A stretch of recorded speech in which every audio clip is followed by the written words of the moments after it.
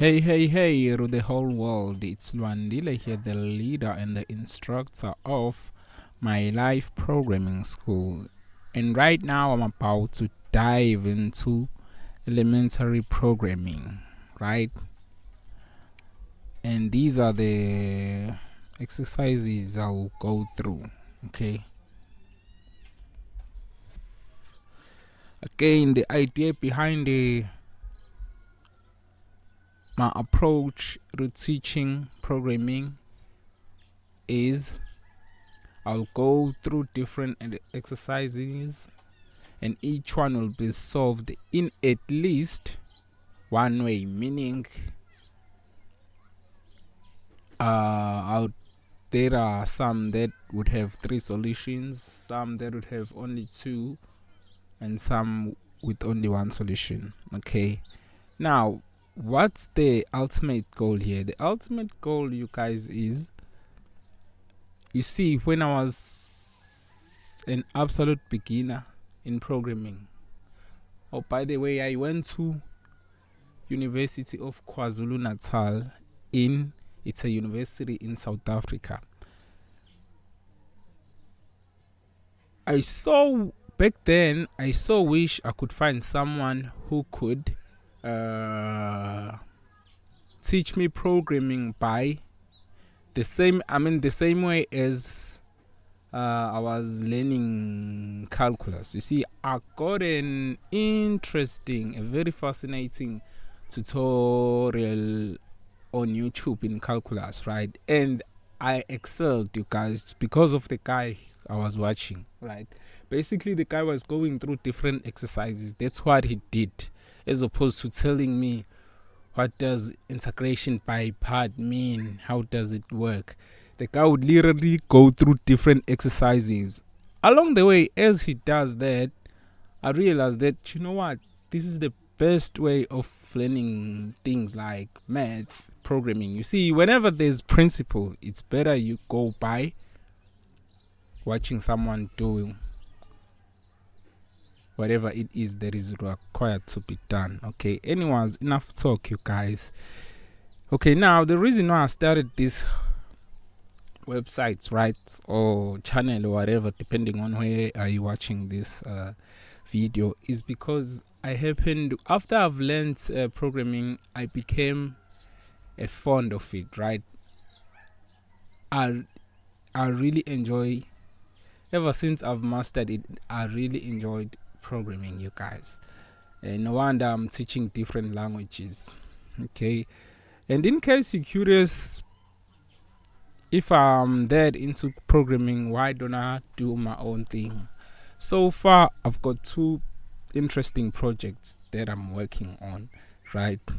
And I'll be talking about them later. In the meantime, this is the problem on hand, you guys. Enough about me. Let's jump on to the problem on hand. Okay, I've got to convert Celsius to Fahrenheit. I got to write a program that reads a Celsius degree in a double value from the console, then converts it to Fahrenheit and display the results. The formula for the conversion is as follows. Okay, so hint, in Java, 9 over 5 is 1, but 9.0 over 5 is 1.8. Ideally here, you guys, what you've got to know is that whenever you performing integer division, your result will be an integer as well. So one of your operands has to be a double if you want the result to be a double. Okay, now I'll go exercise 2_1, go A. Of course, I need a main method.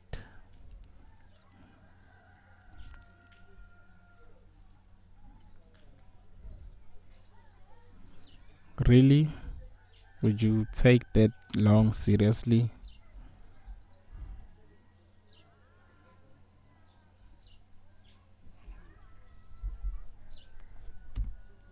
Okay, let's get started. The very first thing I want to do, we need a scanner to read data from the console or from the keyboard. Okay, whenever you are required to read user input, guys, it's always a must to create a scanner. If you want to read from the keyboard, make sure you create a scanner. Okay, now there I have it.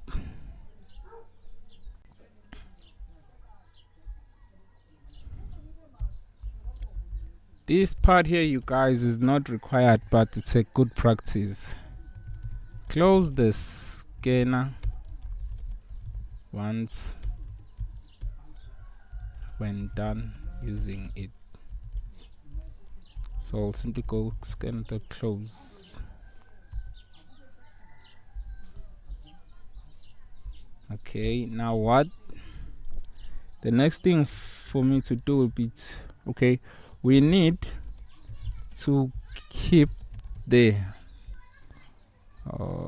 we need to keep the value entered by a user.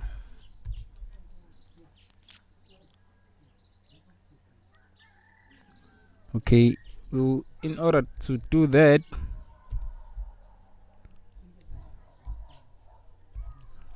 we will have to we use a double data type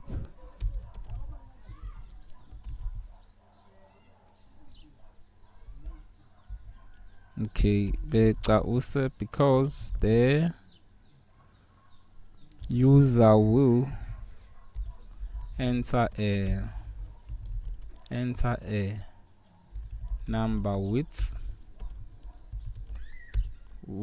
a decimal point.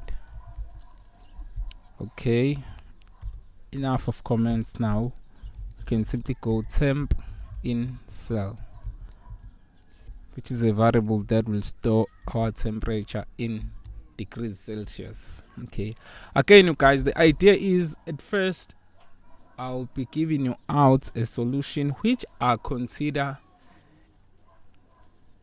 a little inconvenient, and I'm doing that on purpose. The reason is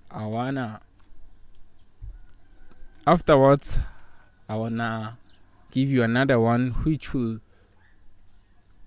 will point out certain things that the previous solution makes it not considered as a right way to go or a better way to go. Okay, now enough words. Now here's what I want to do. I want to prompt the user to enter a temperature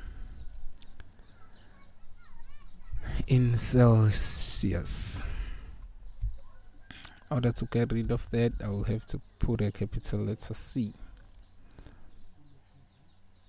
Okay, now how am I system.out.print? This is how we prompt the user. I'll simply display the message, enter a degree in Celsius, which I'm not sure I've spelled correctly. Now I'll initialize.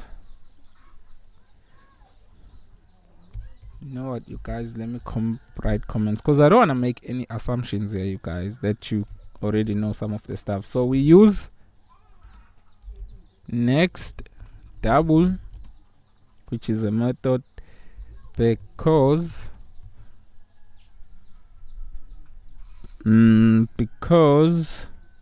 a user will enter a number with a decimal point. Perhaps there's no need for me to write that one out, as long as you hear me. The reason why I like writing comments is because, you see, some of you out there might want the source code, you see, so that's why I prefer using comments as much as I can. Okay, now enough of that. Now I'll initialize my variable, and the way to go would be to say temp in cell is equal to scanner dot next double. Now I want to perform the conversion.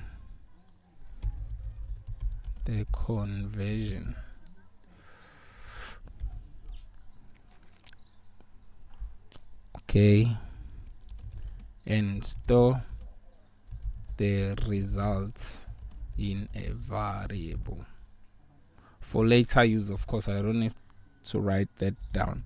So go double temp in far for Fahrenheit is given by, the equation goes, I can simply copy and paste the whole thing. Boom. Seems like we're good, you guys. However, instead of temp of Celsius, I'll put that variable there, temp in cell. Okay, remember you guys, we are told that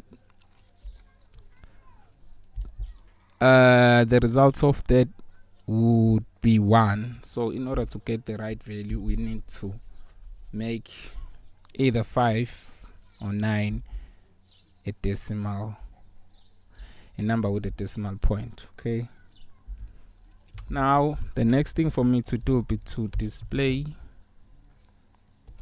the results in there. It's to display the results. Okay, now I'll do that by simply going system.out.print. Let's see how it's supposed to look. Entered. So it's gonna be whatever the user gave us, then we say Celsius is, and then the converted number followed by the word Fahrenheit. Okay, so it's gonna be whatever the user gave us. In this case, it's temp in cell. We concatenate that with the string Celsius is, is,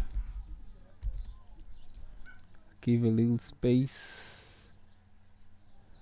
I go temp in far, the one that we calculated. It's gonna be that. Then you go Fahrenheit.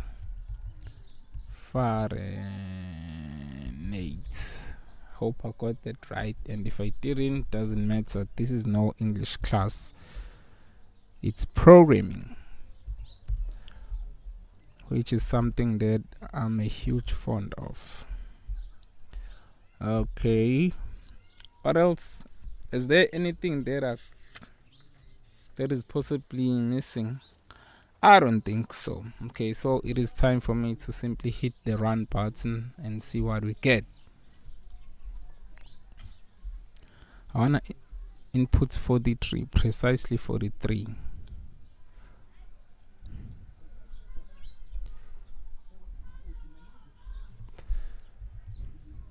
There's something that's gonna happen that I don't like, you guys, and I'm gonna talk about it afterwards.